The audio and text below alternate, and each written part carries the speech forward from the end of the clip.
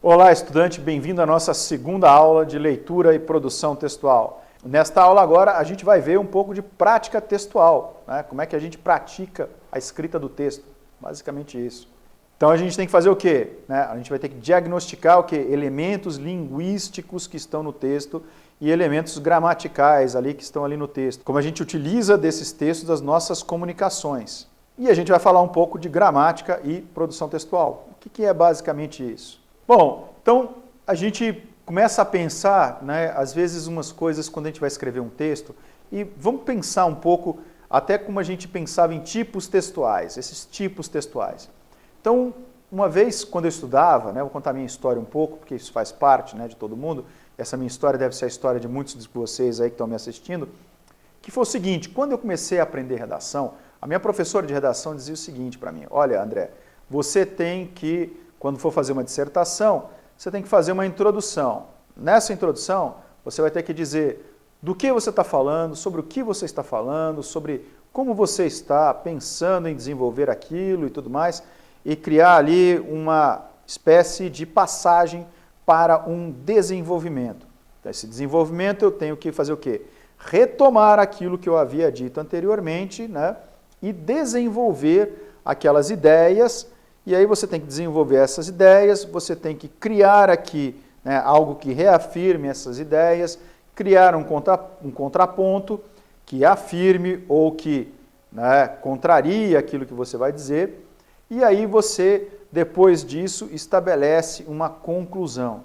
Quer dizer, o que ela estava me dizendo aqui era uma forma absolutamente fixa de escrever um texto. Isso funciona? Olha, eu naquela época não era muito bom de escrever redações, mas isso mudou na minha vida, porque eu aprendi que, na verdade, isso não significa nada e que a redação, por exemplo, a produção do texto, ela tem que ser dinâmica, ela não pode ser, aquilo que a gente costuma dizer, ela não pode ser descritiva, prescritiva e estática.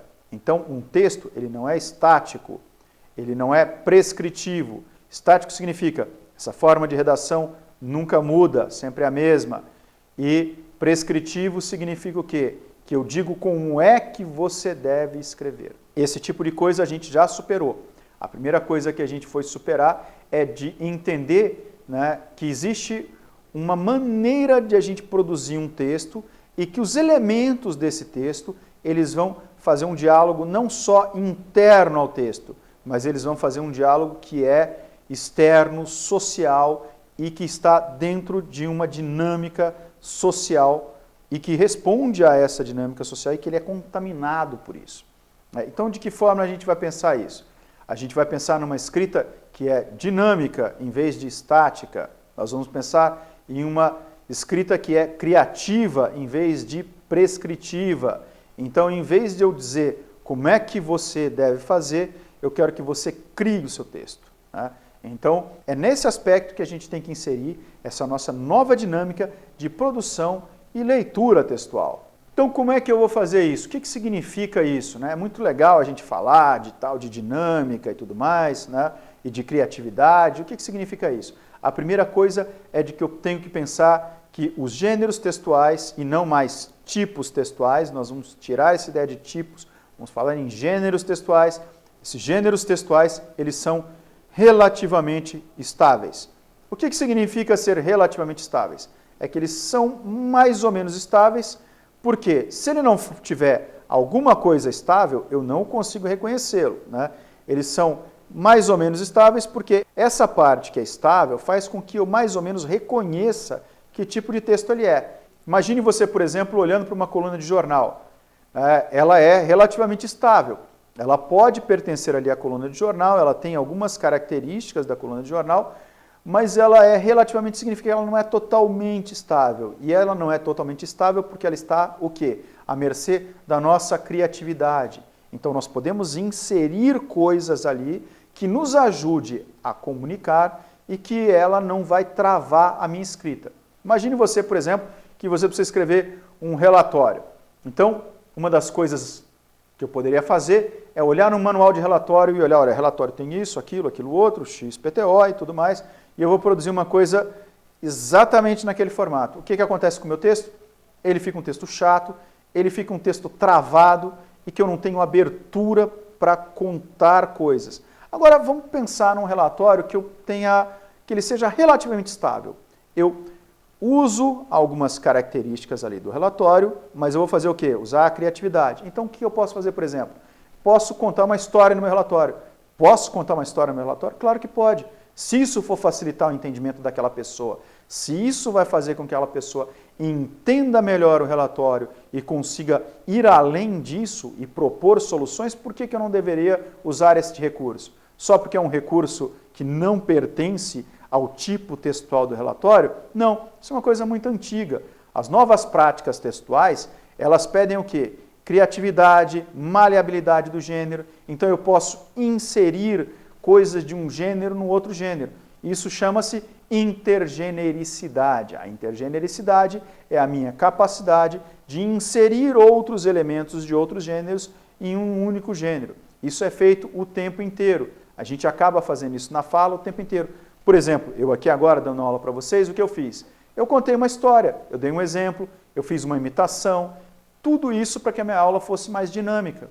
Imagine que eu fosse fazer essa aula dura aqui, né, e simplesmente jogar um monte de teorias em vocês. Então, como é que essas aulas foram se reconfigurando? Foram se reconfigurando a partir de novos modelos, a partir de novas modelagens, a partir do uso da nossa dinâmica e da nossa criatividade em lugar do estático e do prescritivo.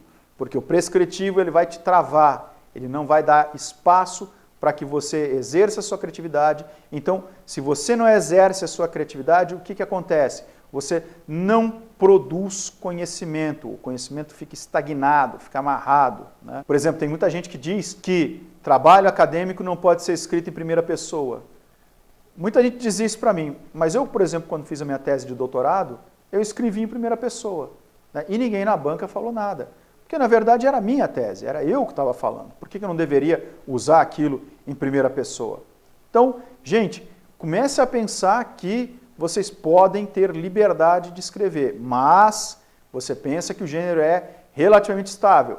Não extrapole, porque senão você descaracteriza o gênero e a pessoa não vai te entender dentro daquele gênero.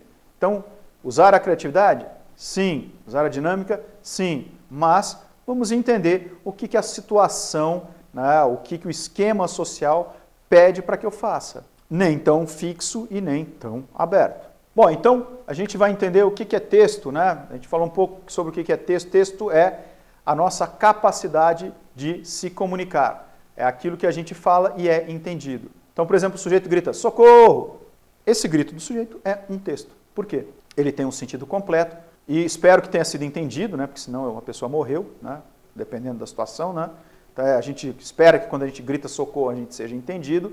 Então a gente compartilha essa língua com a mesma pessoa, a pessoa escuta, né, o que a gente disse ali, o que o outro disse, e vai no socorro dela. Isso é um texto. Um texto é uma situação comunicacional completa que se estabelece entre duas pessoas que é transmitida e compreendida.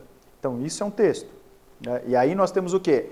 Os diversos gêneros textuais. O Bakhtin, né, ele vai dizer gêneros do discurso. E aí, um teórico brasileiro, o Marcuschi, vai aperfeiçoar essa coisa de gênero do discurso para os diversos gêneros textuais que são pedidos em uma dada situação conversacional, em uma dada situação social.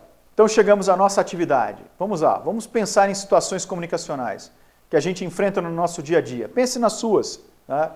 No seu dia a dia, eu aposto que você passa diversas vezes por diferentes situações comunicacionais. Então vamos pensar, nessas situações comunicacionais, como é que a gente tem que agir, como é que a gente tem que interagir. Por exemplo, numa reunião de trabalho, numa entrevista de emprego, numa aula, numa mesa de bar com os colegas. Então são situações comunicacionais diferentes. Então vamos refletir e pensar como é que eu ajo nessas diversas situações comunicacionais. Então pense num tema como ele é tratado nessas diversas comunicações sociais. Porque, por exemplo, às vezes, né, eu vou falar de política, e eu quando vou falar de política com os meus amigos é diferente quando eu vou falar de política no meu trabalho. Né? Porque com os meus amigos eu posso ser mais duro, né? Eu posso ser mais crítico. No trabalho eu tenho que fazer um pouco né, aquela social, mas às vezes é necessário que eu fale de política. Pense, por exemplo, então nesse tema. Como é que você abordaria temas relacionados à política nessas situações comunicacionais distintas? E aí, na sua produção final, você vai criar textos, né? Pode ser textos falados, né? Essa atividade permite isso, pode ser um modo como você ia falar sobre isso, de um jeito, lá no seu trabalho, e de um modo como você falaria sobre isso com os seus amigos. Bom, né? Então vamos falar no final por que essa divisão, né, ou dicotomia, né? Dicotomia é divisão em tomos, né? Em duas partes. Por que essa divisão entre gramática e texto não serve mais para o nosso texto, né, para o nosso novo texto? Por que essa forma fixa do texto não nos atende mais? Então vamos pensar sobre isso? Responda a nossa pergunta. Espero ter colaborado com vocês nessa unidade, então até a próxima aula.